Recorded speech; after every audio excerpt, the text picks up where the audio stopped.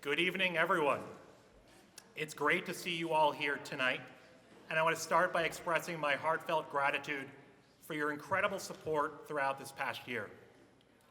As I approach my first full year as Executive Director, it's been a busy and exciting time for the Presumpscot Regional Land Trust, and I'm thrilled to share some of the highlights with you.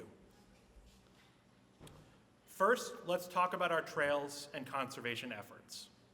River Meadow in Westbrook has been a big focus this year, with several boardwalks close to completion to provide a fantastic experience along the river.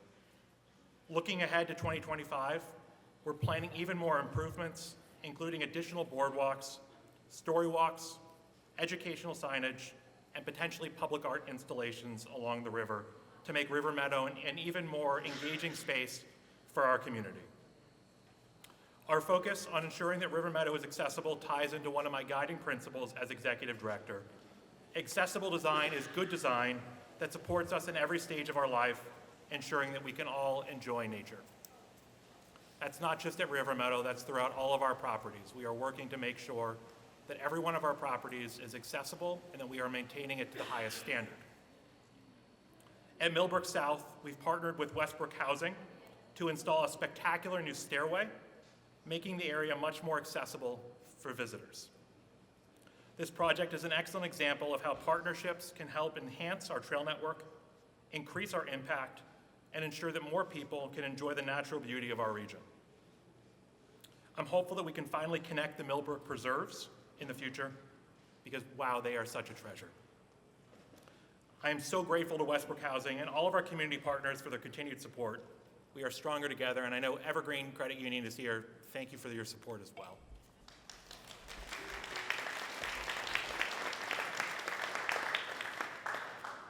Over at East Windham, we were thrilled to celebrate the grand opening of our new trails this past May, marking a major milestone for our community. The event was a huge success, with local families, hikers, bikers, and outdoor enthusiasts coming together to explore the space for the first time. Thanks to our powerful partnership with the town of Windham, this project came to life, creating a valuable recreation and conservation resource for the region. The excitement surrounding the grand opening was so strong that it drew the attention of local news outlets, with coverage highlighting both the event and this year's 2024 Trail Challenge at East Windham and Lowell. This was more than just a ribbon cutting. It was the culmination of years of hard work and collaboration, demonstrating what's possible when municipalities and land trusts work together for the benefit of communities. 8 miles of trail are now open and ready for public use, but the momentum doesn't stop there. With ADA trails on the way next year, connecting the parking lot to the pond, these trails will soon offer something for everyone regardless of ability. We're excited to see more people discover the beauty of East Windham and proud to offer this special space for the enjoyment of all. One of the true joys of my job, and this really is a wonderful job, is the relationships that go into this work. As I reflected to get ready for this speech, I was thinking of Kathleen Ashley of Gorham, who generously gifted 30 acres off of Day Road in Gorham, now named Deer Woods. Thank you, Kathleen. That property is close to completion, with the construction of boardwalks and bridges underway and more enhancements planned for next season. I know some of the trail builders of that property are here today, and I'm deeply grateful for the work you've done to get that property ready for the public. Thank you to the trail builders. I'd also like to highlight our water quality monitoring program, a crucial part of our work. The Presumpscot River watershed provides water access and recreational opportunities to the greater Portland area and is the most significant freshwater input into Casco Bay. Our 2023 data shows some challenges, including increased bacteria levels at a few sites, but overall, water quality remains stable, especially along the main stem of the Presumpscot River. We're using this data to guide future conservation and restoration efforts. I want to thank Toby Jacobs for his tireless work in leading this important initiative. Constant vigilance is necessary to protect the gains we've made as a community over the last 50 years, and I'm grateful to volunteers like Will Plumley, who's here today, for all of your advocacy for the river. Thank you, Will. On the outreach front, our 2024 Trail Challenge, oddly tough to say, was a tremendous success, led by Brenna Crothers' fantastic efforts. Families, kids, mountain bikers, and trail runners all took the trails and shared their experiences with us.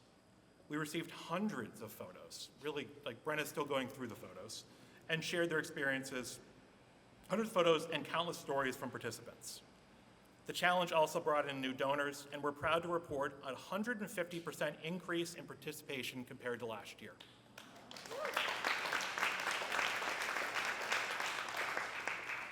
Our momentum for community engagement is stronger than ever. And we're already planning new story walks at River Meadow, additional programs, and more opportunities for members to get involved in the years ahead.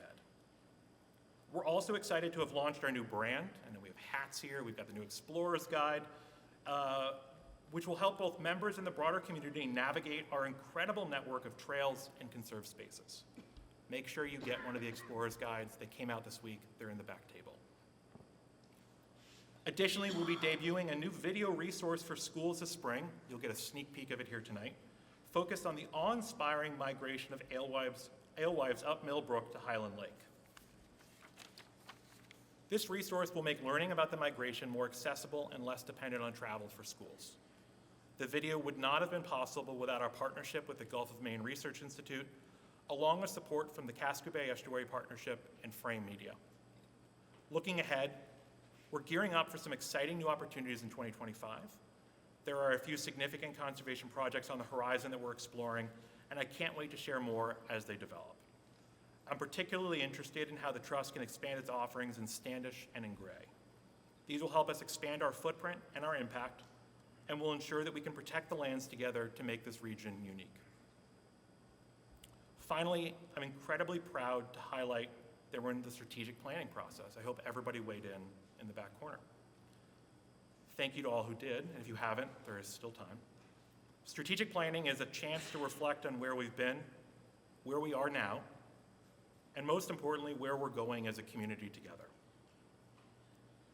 With your help, we're shaping a solid vision of the future that will guide us as we continue to grow, prioritize how we spend the organization's resources, and meet the community's needs. In closing, this first year has been a remarkable journey of sustained progress, building on the work of everyone that came before. And none of it would have been possible without the hard work and dedication of our volunteers, staff, board members, and supporters like you all. Together, we're making a real impact, and I'm excited about what's to come. Thank you all for being a part of this journey.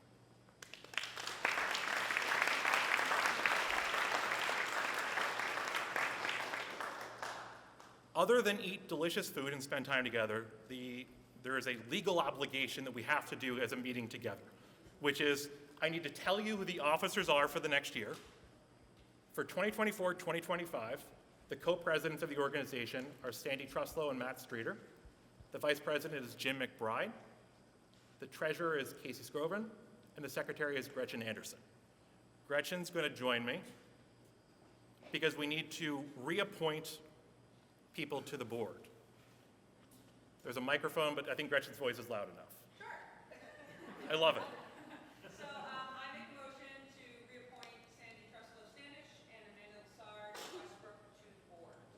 Do I have a second?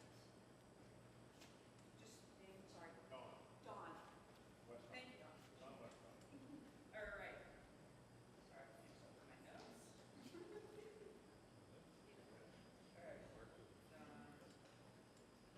All right. All those in favor? Oh, here we go. Sorry, no, I said I have to count. Gretchen actually has to count, so keep your hand up for as long as you can.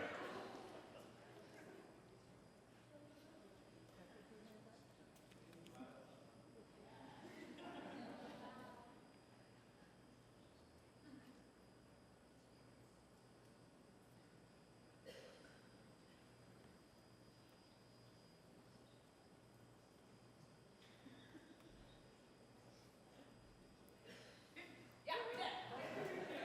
Anybody opposed? Oh, sorry. Yeah. No, Okay. Thank you. That would have been awkward for us all. I'm a huge believer in this work because of place and space, and I wanted to recognize that we are here at Randall's Orchard for a reason, other than the fact that it's gorgeous with amazing cider. And to share a little bit about that history and why we're here, I wanted to invite Mike Parker, who was the former board president, to come up and offer a reflection about what this space means to us all. So Mike, you're up there. There you are. Thank you, Mike.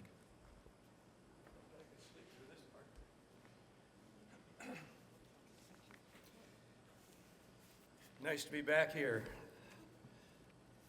My name is Mike Parker, and I am fast becoming one of the more elderly of the PRLT elders. I've been granted 3 minutes to share a few insights of PRLT's first major undertaking, which took place right here. 11 years ago, I relieved my friend Richard Curtis after a 10-year stint as president. Those were the days, weren't they? As president, I had it was an exciting time for the Land Trust, and it became an exciting one for me. We had just been compelled to get rid of to give up on our first attempt at paid staff, other than a secretary. At the same time,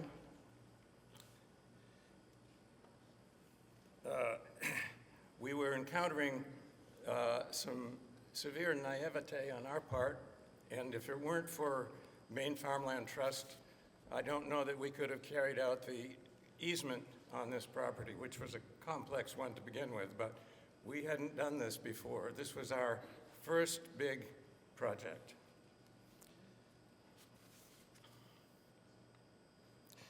The owner of the orchard, Dick Randall, had a colorful language all his own, and he kept me in stitches.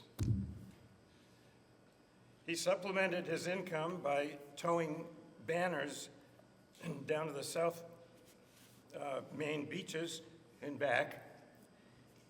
He was a pilot without having a perfect flying record. A survivor, you might say. But when he was flying, he paid attention to the scenery. And from the air, Dick observed a steady decline in green space on the ground in favor of pavement, clear cuts, and subdivisions. Dick vowed that he would preclude such a fate for his farm. And he chose our nascent land trust for the job. Our board was short on experience, but long on commitment.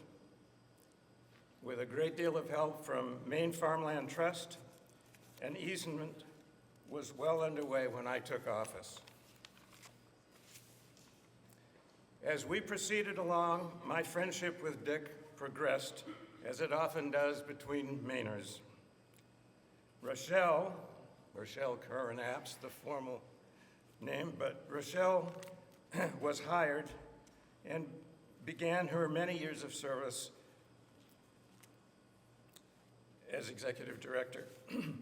Under her leadership, PRLT grew in stature, resources, reputation. The PRLT tide had changed, and some fine sailing lay ahead.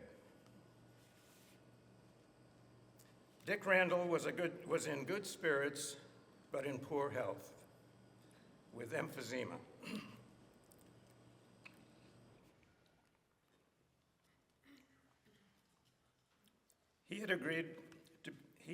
His youngest son, Robert, had agreed to become the new owner and manager of the farm, so Richard began schooling him in orchard management well before conservation was completed. Robert actually succeeded his father as owner when Richard passed away just 2 years after the farm was conserved. Here's a progress note on Robert's tenure after a decade of management. This past summer, he was recognized by Eastern States Exposition for the success of his, quote, agricultural expansion and diversification, unquote. I was pleased to congratulate Robert this summer on his award and hope that you too will make an effort to reach out. You will not find Robert in a receiving line, so reach out and give him an attaboy because he's doing a fine job that was a very large one. He was working for Shaw Brothers as a supervisor and gave that up and is doing very well with the orchard. The award also recognized the farm for having remained intact despite the heavy development pressure. For that aspect of the award, Dick himself was years ahead of his time, effecting a protective easement a decade before Robert's award. After the Randall project was completed and Dick expressed his appreciation to PRLT. Frankly, he brought tears to my eyes when he came forth with an unsolicited 6-figure donation to PRLT, right out of the blue. His only caveat was this: don't be frivolous with it. And he was pleased to be avoiding taxes. Glad to help. I've saved the best insight for the last. At least I think it's a great insight. So, Will, please put the hook down. I'll be done very shortly. Very clever use was made of Dick's donation.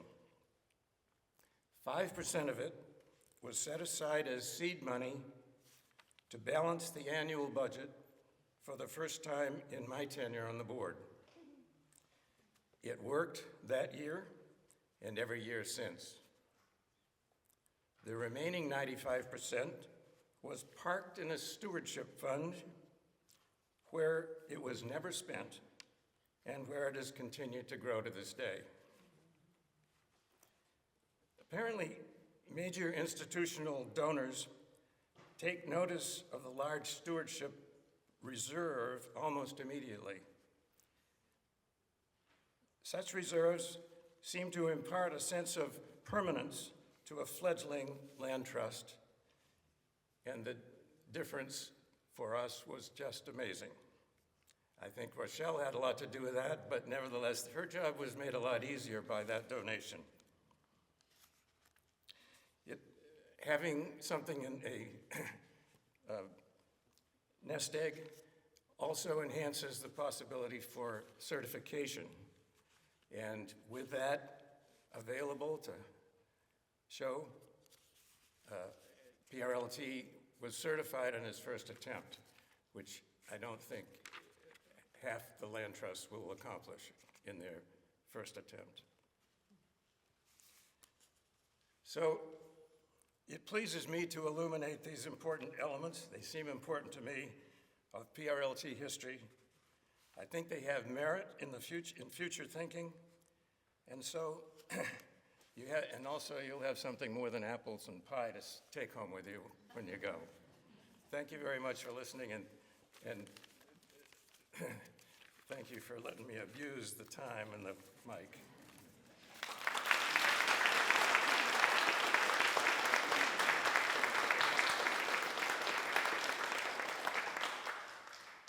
Thank you so much to Mike and everyone here that helped bring this property into permanent conservation and to the Randall family as well. Our next section here is the treasurer's report with Jim McBride as his last act as outgoing treasurer before Casey takes over. Jim, take it away. Thank you very much, Will. I saw my name up there as the incoming vice president, and kind of did one of these, you know. Really, did I agree to that? But no. You did. Yeah, I did very willingly, actually. This is my 4th year serving on the board of directors, and I've been the treasurer for the past 3 years. And it's been a real joy. The 2 things that I really like about being on the board, and especially in my role as treasurer, is that I get to work incredibly closely with Will, with the rest of our staff, and of course with the other directors that serve on our board. We, as a land trust, are incredibly blessed to have some true professionals leading our organization, making the day-to-day decisions, and to have a board that is fully committed to the growth and success of the land trust. And for me, it's a real joy to be able to work with these fine people and develop close relationships. The other part about working in the treasurer role is, as I've been doing it the past few years, it's a pretty easy gig. I don't mind coming up here and telling good news about how successful the land trust has been over the past year. And I really hope, Casey, good luck. I hope that you can continue the role going forward. So, but before we get to the treasurer's report, thank you. I do also get the opportunity to give some thanks. I know Will gave a lot of thanks to different folks and groups in his part, but I'd like to specifically call out some of the business partners that have helped us over the past year, and in many cases for many years. These 4 companies listed here are what we call the Adopt a Trail sponsors, and they're fairly significant supporters of the land trust year after year that have agreed to support specific preserves. So Gorham Savings Bank is the trail sponsor for our Fraser Trail in Gorham. Those of you that haven't been there, it's a very important trail for us. It's not that long in terms of trail miles, but it's right in downtown Gorham, and it gets a ton of use from bikers and walkers, and our partnership with Gorham Savings helping to keep that preserve fresh is really important. Artel is listed. They're the business sponsors, the Adopt a Trail sponsors for the Hawks Preserve in Gorham. I'm sure many of you have been on the Hawks Preserve. It's right along the Presumpscot River. It's along the canal, and it's adjacent to the Gorham Elementary School on the backside, so it gets a lot of groups going through there, and it's a wonderful preserve, and we really thank Artel for their help.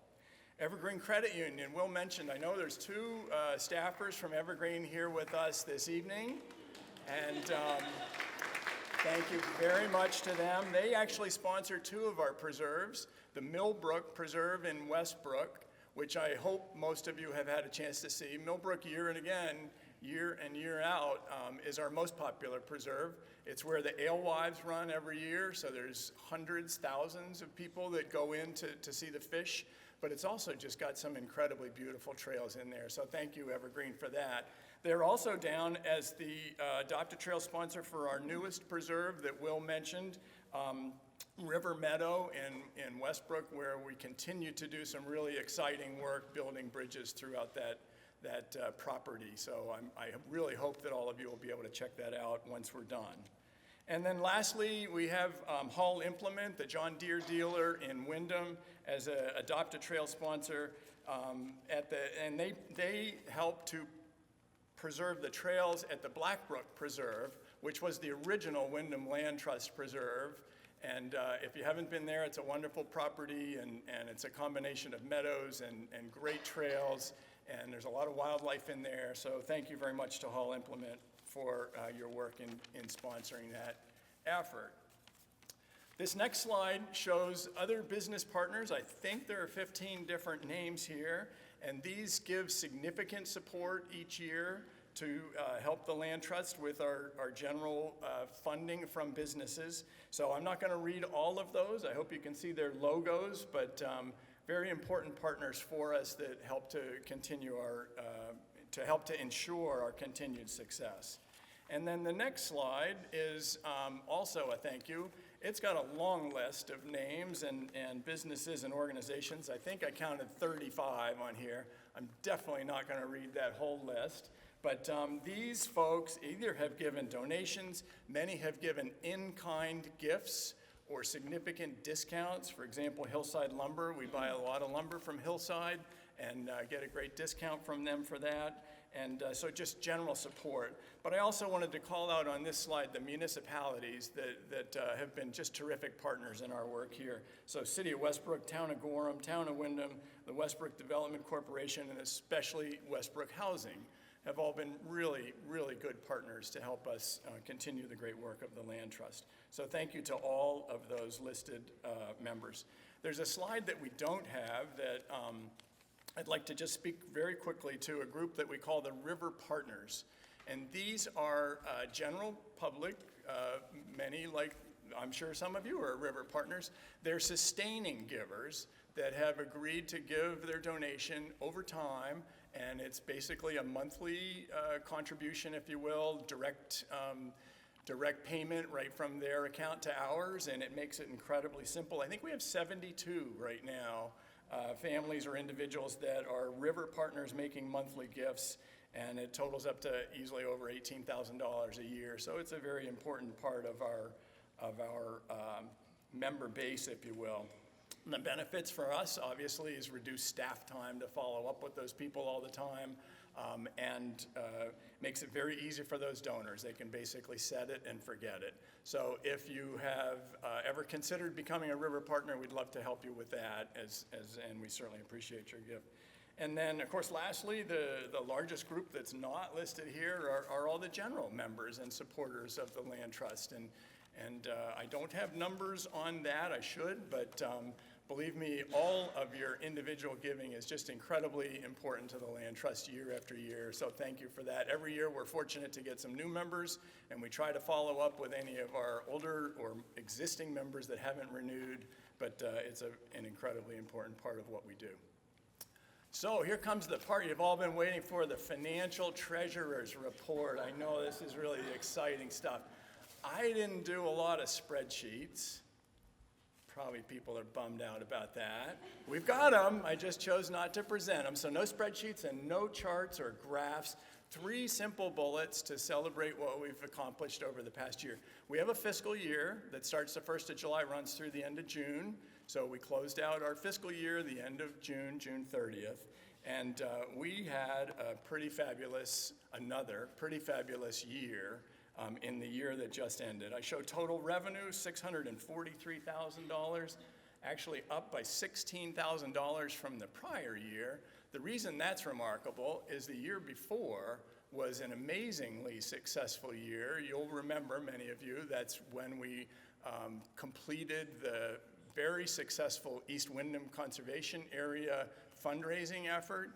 And I thought as treasurer, well, we're never going to top that. Well, we did. So that's really good news. We had 3 other fundraisers later in the year, actually early in this fiscal year, for the 3 preserves that we opened last fall or that are yet to open. So that's part of our revenue increase, if you will.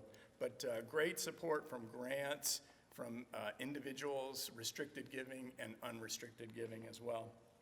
Our expenses were up from the year before, but basically they were expected to be up. We added staff, we did a lot of new trail building, so some of those expenses increased over the prior year, but as I said, that was expected and no real surprises there. The middle bullet speaks to our net operating revenue. So this is after expenses. We recognized $230,000 in surplus, if you will. And our goal is to break even. We're a nonprofit, so we have a budget that has us breaking even, and we ended up with a $230,000 surplus for the year, which was just phenomenal, and we're so grateful for that. Enables us to do so much more going forward. And the last bullet speaks to our balance sheet. Our assets at this point are $2.2 million, which includes, of course, the land, the value of the land that we have for our preserves. We have investments. They did very well last year as the market conditions were up generally. We've added to our stewardship fund, which is part of our assets as well, and of course cash in our bank accounts, which is also a really good place to be. So again, I love telling good news, and this was an incredibly good year, and I'd like to thank all of you that helped to make that possible.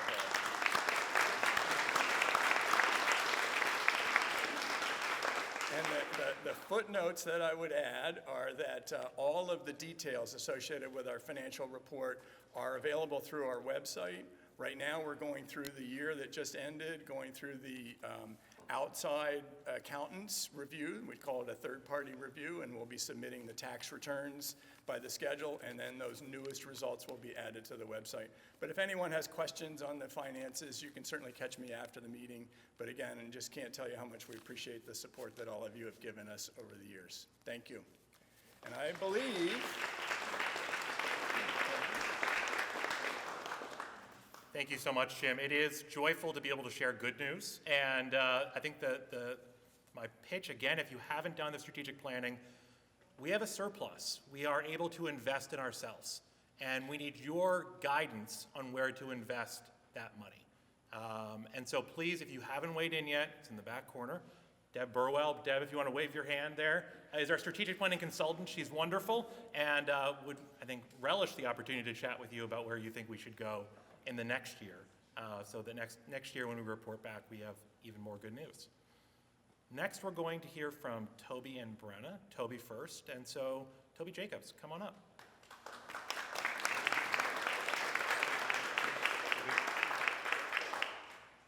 Well, thanks everyone for coming out tonight.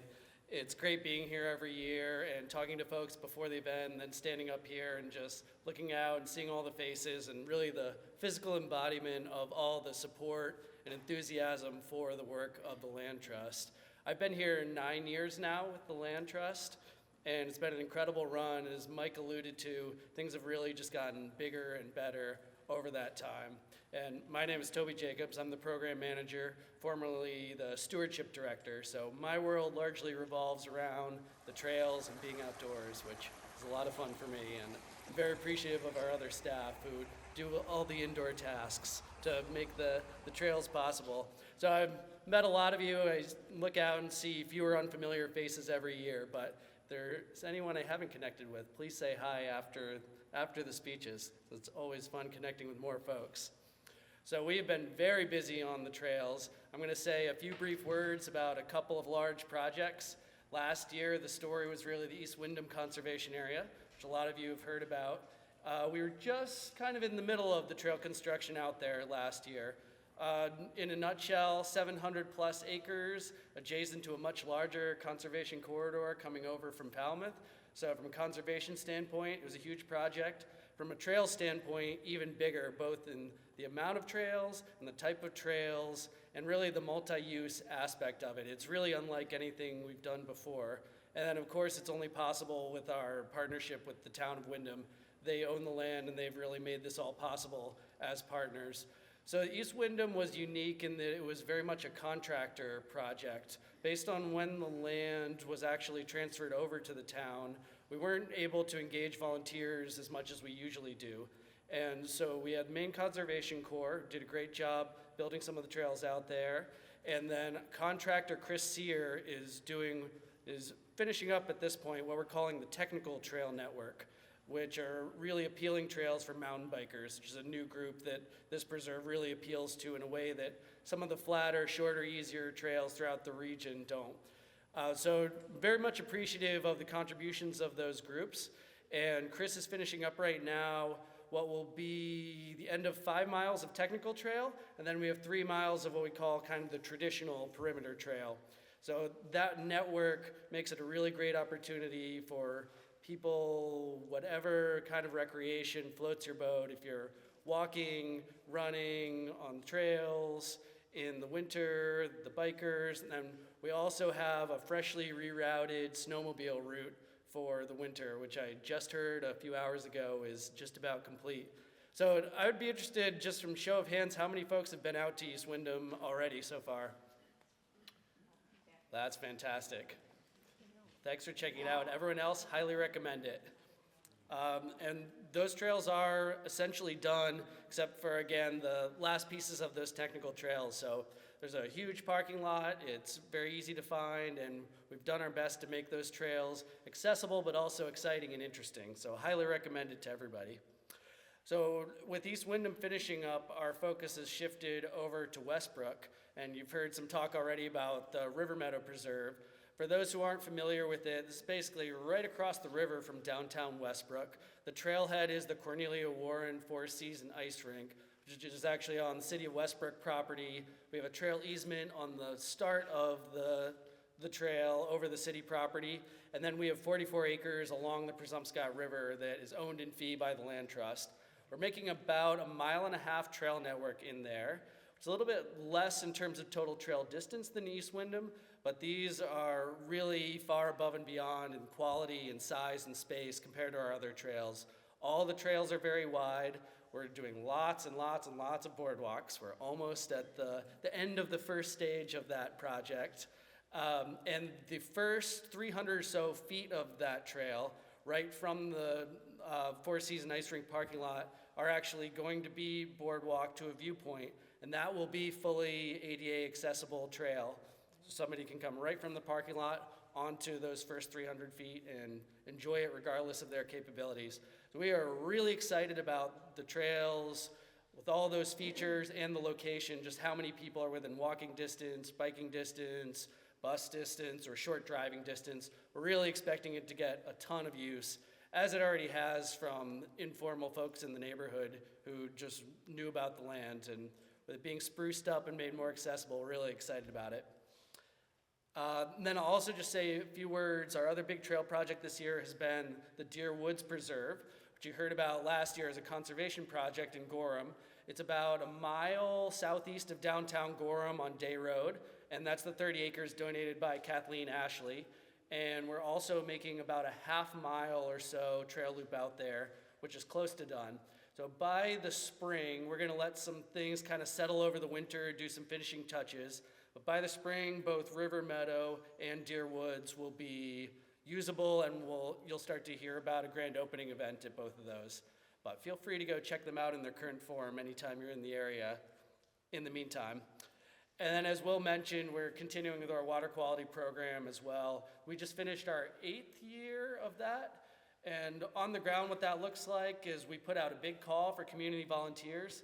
And this is really by necessity the heaviest lift for individual volunteers, just by the nature of the program.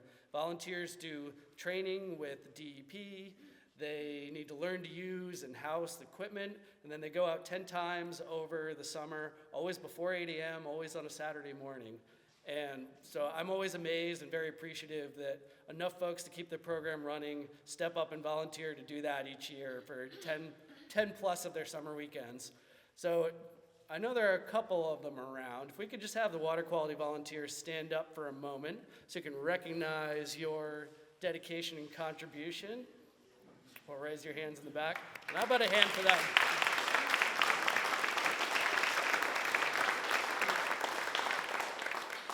It's really important work. We have sites in the main stem Presumpscot and all the major tributaries, and it's all part of building a long-term data set that we or other agencies can then look at to notice changes and draw relationships between potential pollutants or other degradation, or hopefully why water quality would actually be increasing, which we have seen in some cases.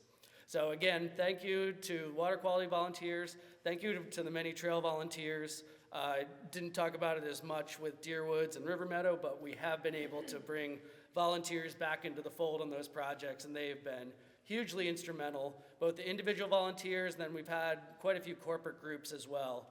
So we've had Hannaford Group, Revision Energy, IDEX, Northeast Runners Association, Maine Law, and then St. Germain is on tap in a couple of weeks to do one of the last ones of the season. So thank you to all of them, and thank you to all of you for making all of this possible.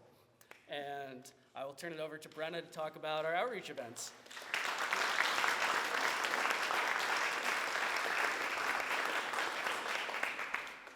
Hello, I'm Brenna. I'm the Community Engagement Manager, if you didn't hear earlier. Thank you, Toby. That was amazing. So I take people out on the trails. I love to meet with school groups. I work with the local libraries. So to begin with, I wanted to talk about some of our programming. Huge thanks to all of our partners. We were able to do around 5 nature story times this year with local libraries in Gray, Windham, Westbrook, and Gorham. Those were fantastic. Some returning partners from last year, Flycatcher LLC did our vernal pool program again this year, actually at Randall, just one of the trails down to the left, we got to see some wood frogs and some spotted salamanders, so that's one of my favorites. And then huge thanks to GMRI. We were able to develop I'm speeding ahead too fast, excuse me.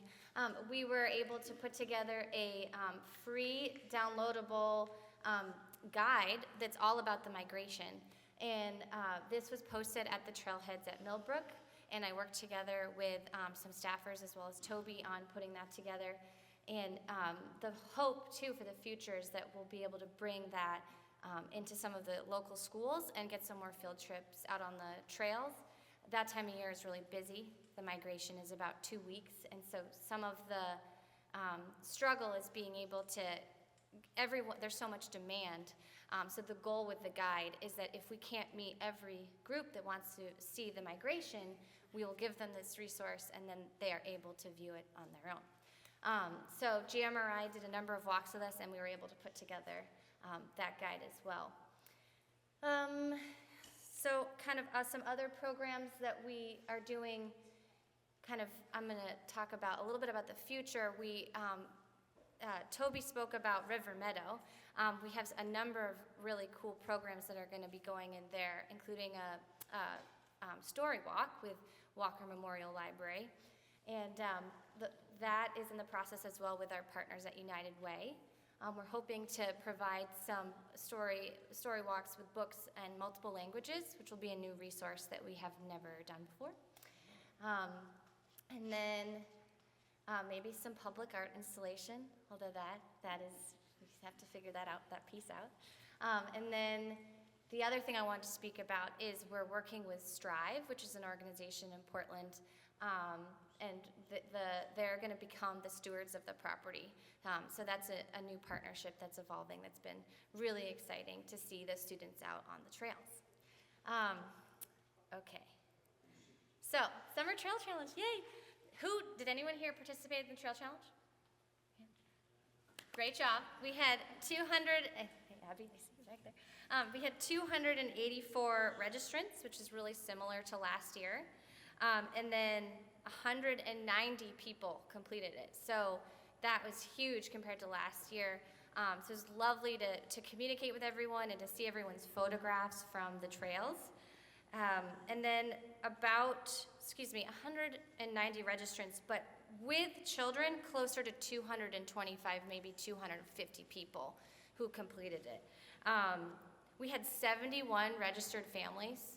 So a lot of groups, a lot of really young kids getting on the trails, ages infant to 15, infants obviously on their parents' backs. But it was lovely to see. And then another fun fact, most of the participants are from Wyndham, and then we had some more from Portland, and then Westbrook, and then Gorham. But it was an awesome year, and I always love reading about people's experiences. So the Trail Challenge essentially works in that people visit landmarks on the trails, and to complete it, they have to send me photographs and then a testimonial about their experience at the end. And my favorite part, is because I used to be a teacher, is reading those testimonials and hearing about everyone's experiences on the trails. So thank you for everyone who joined us. It was a huge success, and I hope you enjoyed East Wyndham. It was just awesome. Okay. And then the last thing I was going to speak to is we have a new brand, a new logo, which is inspired by the landscape of the region. And the goal with the new logo is to have a brand that people can recognize more easily. So when we're wearing a logo, it draws the attention with like the bright orange and the vibrant blue. So if you have a hat, please wear it out, and or a sticker, put it on your water bottle or your car. So thank you. We're so excited to share this with you and have a new, fresh look. And that's all I had to share. So thank you.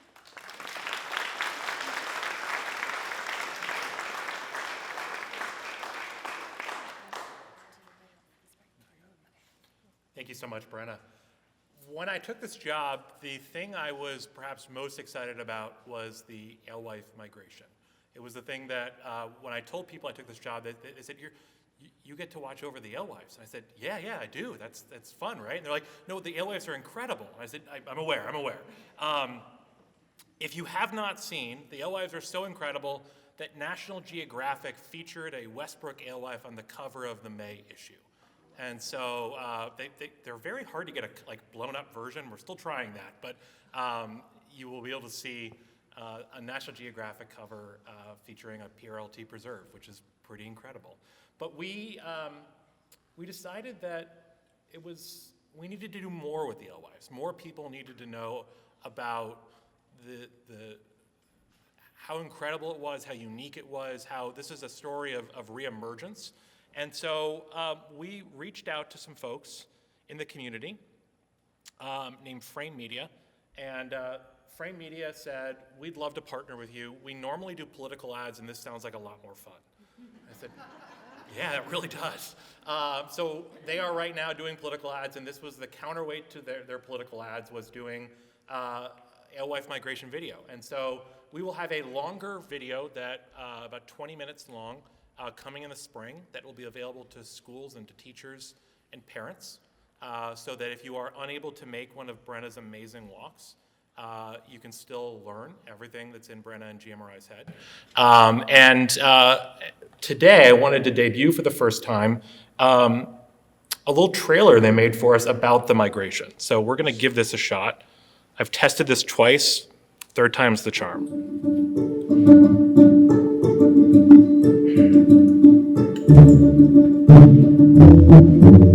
Alewives are a really unique species. They used to be really ubiquitous in basically all the freshwater waterways that reach the ocean. But they really declined, partially due to habitat loss, and then in a really big way due to barriers like dams. Everywhere that alewives have returned to has basically been a result of some sort of restoration effort, and Millbrook is no different. This population of fish, Highland Lake gets between 30 and 80,000 alewives per year. Alewives can't jump. So you're going to see a bunch of blowdowns, a bunch of trees in the water, low water conditions, rocks they have to get through. It's incredibly difficult. So think about the journey these fish are going on. Historically, over 10 different migratory fish species have used this waterway, and people are really excited to be able to bring at least one of those back. And then similar efforts hopefully could eventually work for others like salmon further down the line and have more exacting standards. Alewife are the one that's been mostly successfully reestablished at this point through the removal of the Smelt Hill Dam back in the 90s and the improving water quality as well as fish ladders. The fish migration has come back in such a full force, and it's such an ephemeral event, and it happens quickly, and you can't believe how far they make it, and they make it every year. Like overnight they're here, and then for 3 weeks and then they're gone. So it's this really amazing natural phenomenon to witness.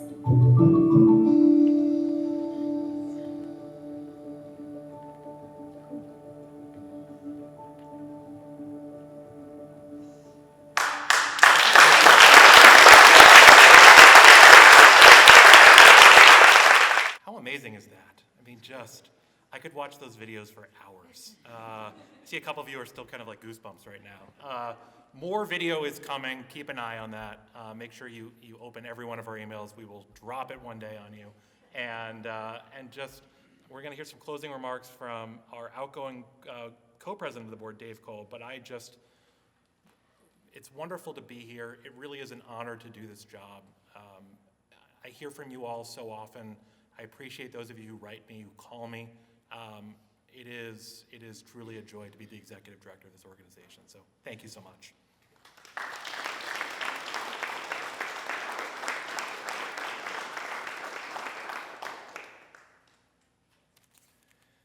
Will's amazing, isn't he? Really?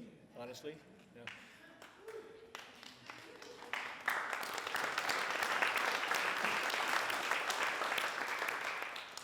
I just want to take a moment to also recognize 3 amazing staff people that we have, not named Will, by the way.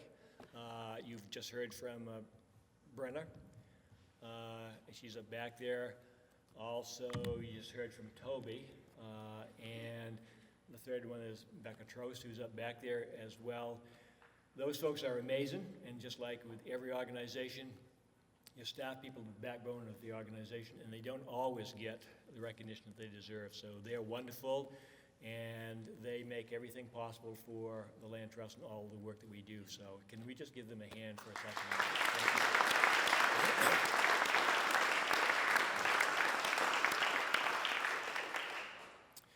We have several members who are leaving the board this year. Marla Stelk is leaving after one term. Marla's work takes her on the road quite a bit, but even with that, she was able to participate in most of the meetings that we had. She was a very wonderful person, very knowledgeable, and I'm so thankful for all of the effort that she put in. Jim Hughes, sorry, Jim's over there. Jim, could you stand up for a second, please? I'm sorry, we got to do that.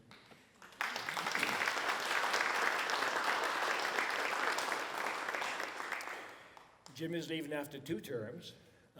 He's a retired lawyer, and I can tell you from firsthand from my experience, it's really been wonderful and comforting to have you on the board as we're weaving through various legal things, and to know that your eyes have been on it.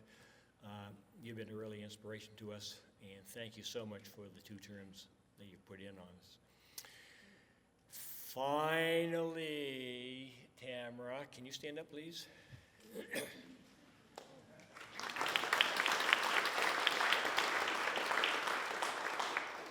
I'm sorry, can you continue to stand up, please? So Tamara is leaving after 3 terms, okay? That's a long time to be on the board. She's a past president. She's probably been on just about every committee that we've had. She was there when we did a merger in 2016, and I think we did another one in 2017. She's been involved in just about every major event that we've had. And I would also say, much to my gratitude, when I first came on the board, she would cook things and bring them to the meetings for us to eat. And I happen to notice, I'm just saying, just an observation, that they all tended to be chocolate in nature. So that was really wonderful. Tamara, you've been a real inspiration to me. You've been a real inspiration to the board. The work that you have done over the last 3 terms has just been incredible. I cannot thank you enough, and on behalf of the Presumpscot Regional Land Trust, I want to thank you for everything you've put in. We are going to build a bench and recognition of her service, and that bench will be over at the new River Meadow Preserve once it's there and installed. So thank you so very much for your work.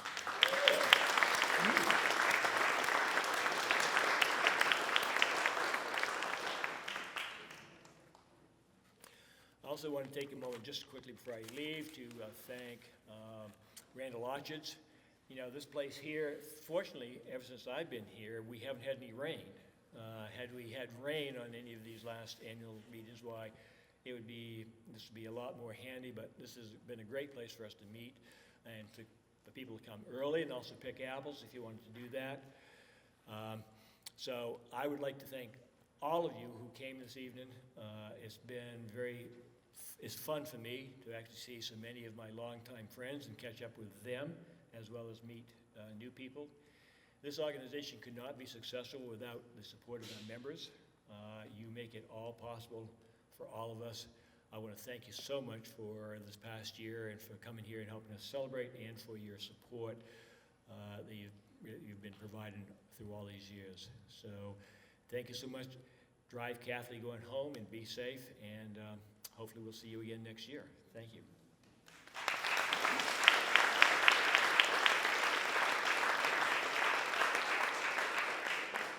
We're here for a little longer, so please do mingle. Again, the Strategic Planning Corner is in the corner over there, and we're so grateful for you all. Jim McBride. Did you want to ask if anyone had questions that we could try to answer on the fly, or? To be honest, not really, Jim. That's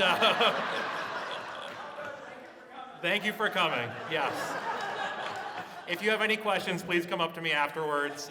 Dave Cole is happy to answer questions as well, and Sandy Treslow is our other co-president, would be delighted to answer questions. Thank you so much.